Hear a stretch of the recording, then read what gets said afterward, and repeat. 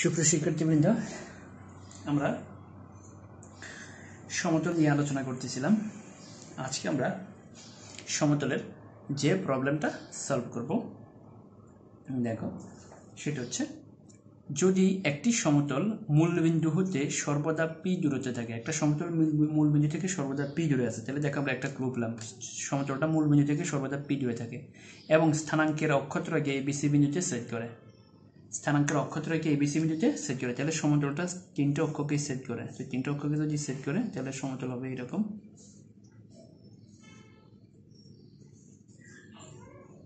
এই সমতল হবে এটা। তাহলে এটা ধরো এক্স অক্ষ, এটা ওয়াই অক্ষ, এটা জেড অক্ষ। তিনটে অক্ষকে এবিসি বিন্দুতে সেট করে।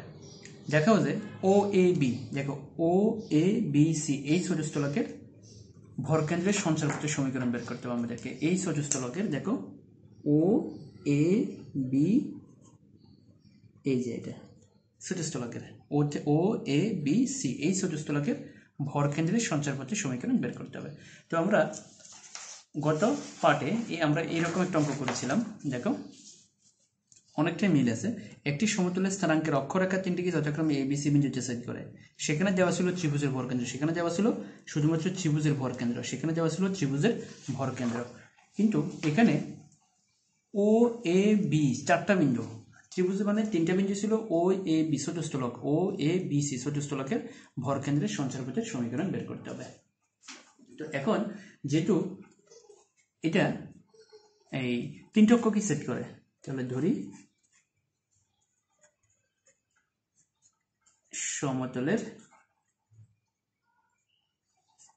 সমীকরণ।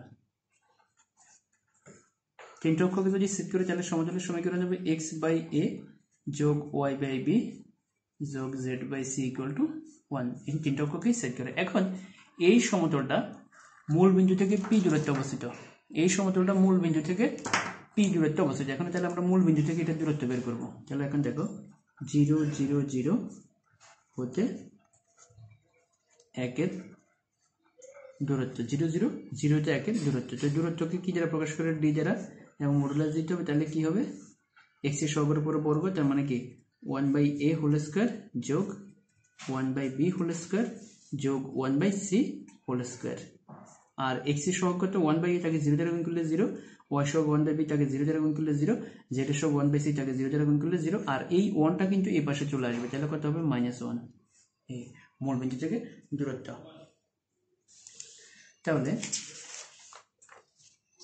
দেখো এখানে এখন কি দাঁড়াচ্ছে? ইকুয়াল, এই মডুলাসের কারণে মাইনাস, আচ্ছা এটা থেকে যাক, তাহলে 1 বাই এ স্কোয়ার যোগ 1 বাই বি স্কোয়ার যোগ 1 বাই সি স্কোয়ার, এবং তার উপরে রুট ওভার। এই এখন দেখো এই দূরত্বটা হচ্ছে পি, এই দূরত্বটা হচ্ছে পি। দেখো আমাদেরকে আগে বলে দিয়েছে, যদি একটি চলমান সমতল মূল বিন্দু থেকে সর্বদা পি দূরত্বে থাকে, তাহলে মূল বিন্দু থেকে এটা দূরত্ব সেট, এবং এই দূরত্বটা হচ্ছে পি। তাহলে দেখো প্রশ্ন মতে পি সমান -1 1 বাই এ স্কোয়ার যোগ 1 বাই বি স্কোয়ার যোগ 1 বাই সি স্কোয়ার, তার উপরে রুট ওভার। এখন আমাদেরকে যেটা করতে হবে, দেখো মডুলাস উঠে চলে এই পাশে প্লাস মাইনাস দিলে plus minus p equal -1 1 by a square যোগ 1 বাই বি স্কোয়ার যোগ 1 বাই সি স্কোয়ার। দেখো, বা এবার যদি আমরা বর্গ করি তাহলে কি হবে? P square equal 1 by a square, এখানে রুট স্কোয়ারে কাটা 1 বাই বি স্কোয়ার যোগ 1 বাই সি স্কোয়ার। এখন যদি আমরা এটাকে উল্টাই দিই, এটার উল্টা দিলে তাহলে কি ঘটবে? এটার উল্টা দিলে হবে 1 by p square equal 1 by a square যোগ 1 বাই বি স্কোয়ার যোগ 1 বাই সি স্কোয়ার।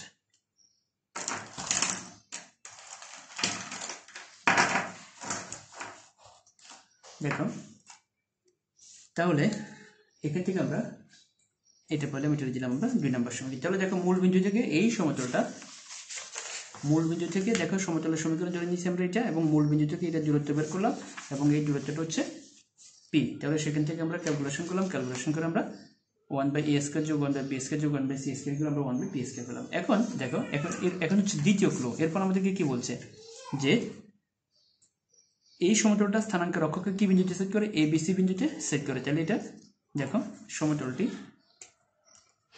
দেখো আবার সমতলটি স্থানাঙ্কের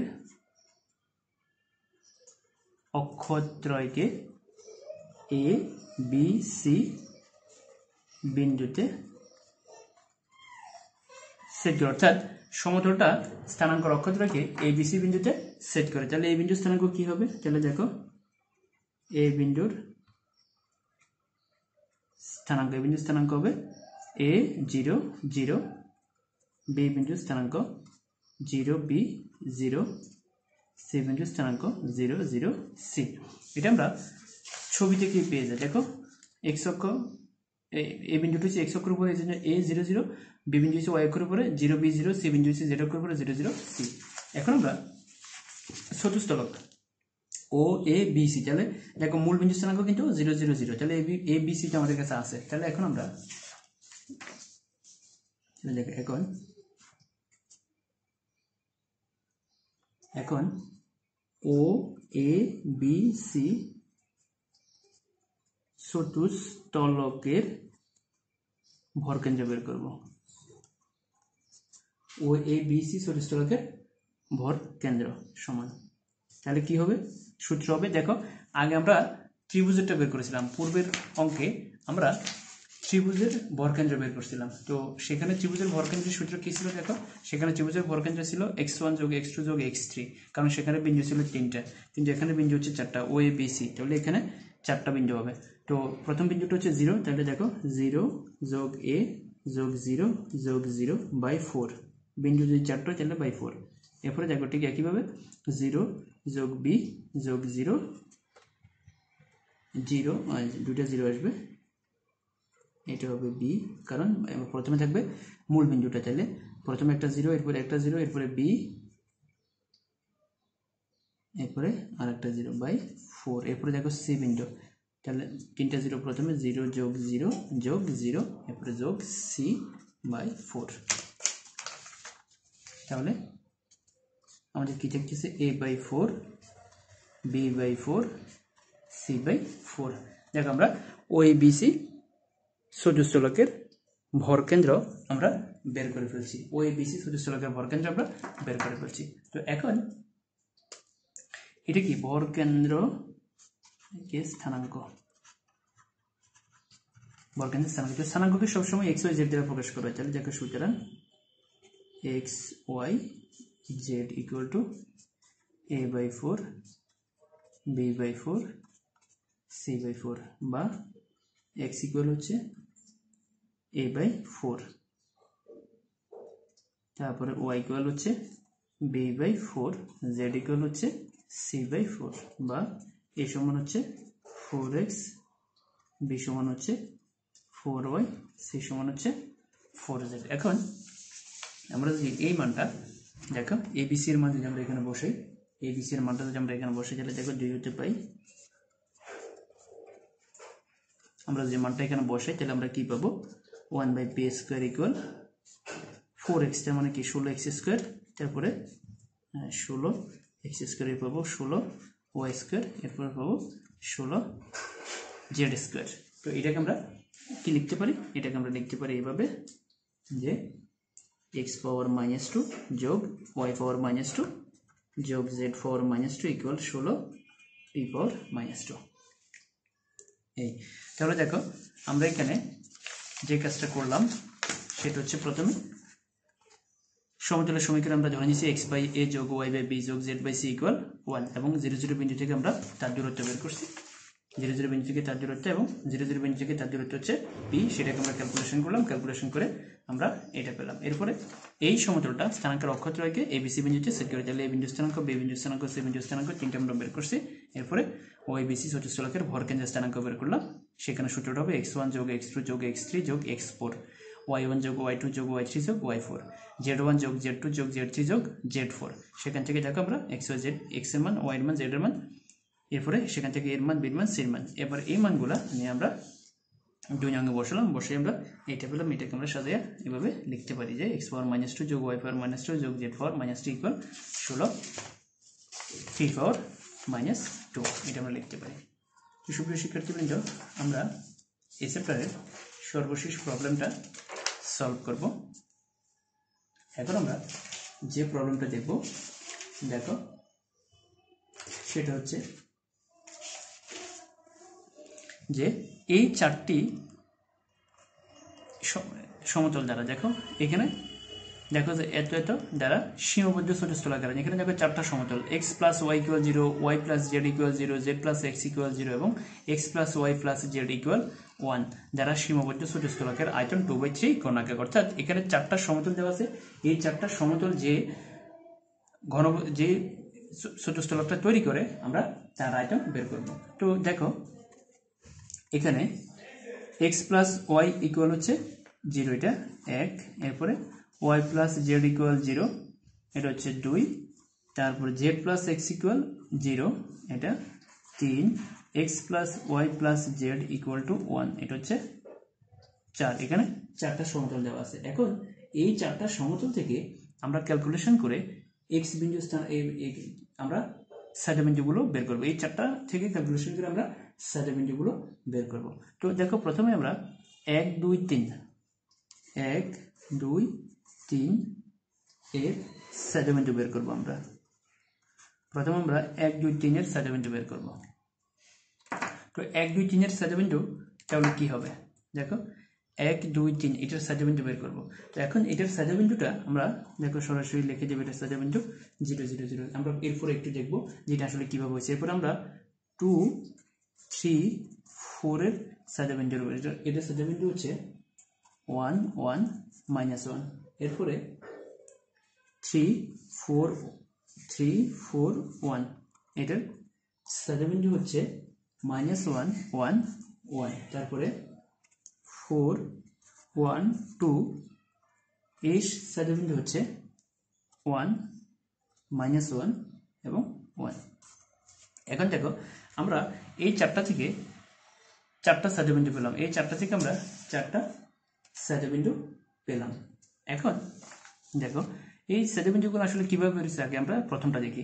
দেখো প্রথমে আমরা কি বের করছি, 1 2 3 এর সাইডের বিন্দু। তো 1 নম্বর কত, x প্লাস 1 ইকুয়াল 0, 2 নম্বর হচ্ছে y প্লাস জেড ইকুয়াল 0, তারপরে 3 নম্বর হচ্ছে z প্লাস এক্স ইকুয়াল 0। এখন দেখো আমরা যদি তিনটা যোগ করি, তাহলে আমরা কি পাবো, আমরা পাবো 2x plus 2y plus 2z equal to 0। আমরা যদি তিনটা যোগ করি তাহলে দেখো 2 বাদ গেলে x plus y plus z equal to 0। এখন দেখো x প্লাস y সমান 0, তাহলে x প্লাস y যদি 0 হয় তাহলে z ইকুয়াল 0।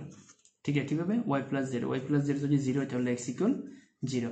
এবার দেখো x ইকুয়াল যদি 0 হয় z ইকুয়াল 0, অথবা z ইকুয়াল যদি 0 হয় y ইকুয়াল 0। দেখো এইভাবে কিন্তু মানগুলো বের হচ্ছে। ঠিক একইভাবে দেখো 2 3 4 2 3 4, তো 2 3 4ও দেখো আমরা একইভাবেই 2 3 4ও একইভাবে পেয়ে যাই। সেটা কিভাবে দেখো, 2 3 4 যদি আমরা যোগ করি তাহলে দেখো আমরা কি পাই, দেখো 2 কত, এই যে প্রত্যেক করে 2 3 4 এর সাথে আমরা কত পাইছি 1 1 -1, তাহলে 2 কত y প্লাস z, তারপরে 3 হচ্ছে z প্লাস x এবং 4 হচ্ছে x plus y plus z equal 1। তাহলে দেখো আমরা যদি 2 এর 3 যোগ করি, 2 এর 3 যোগ করলে আমরা কি পাবো, y plus 2z plus x equal to 0, আর 4 কত, 4 হচ্ছে x plus y plus z equal to 1। এখন দেখো আমরা যদি এটা থেকে এটাকে বিয়োগ করে দিই, বিয়োগ করলে আমরা কি পাবো, বিয়োগ করলে x x কাটা যাবে, y y কাটা যাবে, তারপর -z ইকুয়াল 1, তার মানে z ইকুয়াল -1। দেখো আমরা z ইকুয়াল -1 পেয়ে গেলাম। এখন এই z এর মান কত, -1। এখন z এর মান যদি আমরা 2 এ বসে আমরা y এর মান পাবো, এর মান হচ্ছে 1, y এর মান যদি আমরা বা z এর মান যদি আমরা এখানে বসে আমরা x এর মান পাবো। তাহলে এইভাবেই কিন্তু সাইডের বিন্দু স্থানাঙ্কগুলো বের হবে। তো এটা তোমরা রাফে দেখাবে, এটা মূল খাতায় দেখানোর দরকার নেই। এবার আসো চতুষ্কলকের আয়তন। চতুষ্কলকের আয়তনের সূত্র আমরা প্রথম ক্লাসে আলোচনা করেছিলাম। দেখো চতুষ্কলকের আয়তনের সূত্র হচ্ছে এটা, x1 y1 z1, x2 y2 z2, x3 y3 z3, x4 y4 z4। এটা হচ্ছে চতুষ্কলকের আয়তন। তো চতুষ্কলকটা কি, চতুষ্কলক হচ্ছে ধরো এটা, এই যে এটা হচ্ছে চতুষ্কলক। 0 A B C দেখো চারটা বিন্দু, একটা হচ্ছে 0, একটা A, একটা B, একটা C, এটা হচ্ছে চতুষ্ফলক। তাহলে এখন দেখো সুতরাং আয়তন V ইকুয়াল 1/6, সূত্রটা কি ছিল x1 y1 z1, তাহলে দেখো 1 1 -1 1, তারপরে -1 1 1, এরপরে 1 -1 1 1, এরপরে 0 0 0 1। দেখো এই বিন্দুটা সব শেষে যাবে, এই বিন্দুটা সব শেষে ঢুকবে, সেটা এখান থেকে ঢুকবে, ঠিক আছে। A B C, O A B C. তো এখানে মানগুলো যে কোনোভাবে আমরা বসাই দিই না কেন, তাতে কোনো সমস্যা হবে না। এখন দেখো এই 0 0 1 বরাবর সব বাদ, 0 0 1 বরাবর সব বাদ, বাদ দিলে কি থাকে 1/6 -1 1 1 1 -1 1। এই 0 0 1 বরাবর নির্ণায়কের মান অনুযায়ী সব বাদ। এখন যদি আমরা এটাকে ক্যালকুলেশন করি, তোমরা তো নির্ণায়কের মান বের করতে পারি, এটাকে যদি আমরা ক্যালকুলেশন করি তাহলে বের হবে 2 + 2 + 0 = 2/3 ঘনায়ক। তো সুপ্রিয় শিক্ষার্থীবৃন্দ, ঘনায়ক বের করার আগে আমাদেরকে আগে যে এই যে সমতলগুলা, এই যে x + y, তারপর y + z = 0, এরপরে z + x, এরপরে x + y + z = 0, এই যে চারটা সমতল, এই চারটা সমতল যে চতুষ্ফলকটা তৈরি করছে আমরা তার আয়তন বের করবো। তো তার আগে আমাদেরকে এই যে চতুষ্ফলকগুলো যে সেট করছে 1 2 3 2 3 4, এরপরে 3 4 1, এরপরে 4 1 2, যতভাবে সাজানো যায় প্রত্যেকটা ছেদবিন্দু বের করতে হবে। তাহলে চারটা ছেদবিন্দু, এই চারটা ছেদবিন্দু আমরা বের করলাম। এই চারটা ছেদবিন্দু থেকে আমরা আয়তন বের করবো। আয়তনের সূত্র হচ্ছে এটা x1 y1 z1, x2 y2 z2, x3 y3 z3, x4 y4 z4, 4 নম্বর কলামটা সব 1 দিয়ে হবে। এরপর আমরা মানগুলো বসাবো। মনে রাখবো মানগুলো আমরা উপর থেকে বসাতে পারবো, তাতে কোনো সমস্যা নেই। এটা এটা এটা এটা চারটায় বসাতে পারবো, একই রেজাল্টই হবে। তো এখন থেকে 0 0 1 বরাবর নির্ণায়ক যে নিয়ম, সেটা হচ্ছে 0 0 1 বরাবর সব বাদ যায়, তাহলে এটা যদি আমরা বাদ দিয়ে দিই তাহলে এইটুকু থাকে, এইটুকু যদি আমরা মান বের করি তাহলে এটা হবে। ধন্যবাদ সবাইকে।